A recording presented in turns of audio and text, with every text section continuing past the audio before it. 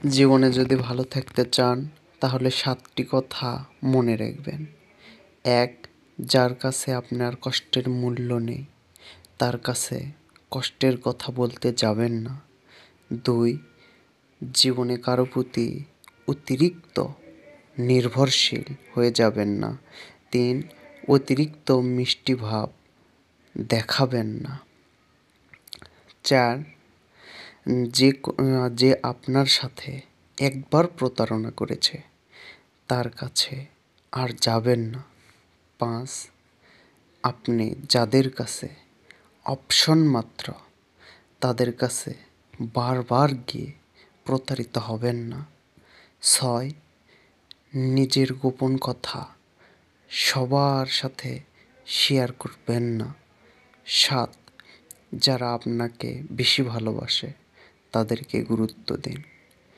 কম কথা বলা মানুষের চরিত্র কেমন হয়? 1.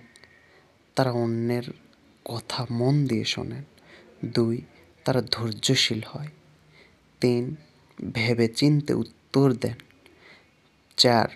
কম কথা বলা মানুষগুলো অনেকটাই সৎ হয়। 5. কম কথা বলা মানুষ একা থাকতে পছন্দ করে। 6. এরা অন্যকে বিরক্ত করে না বা কষ্ট দেন না। 7.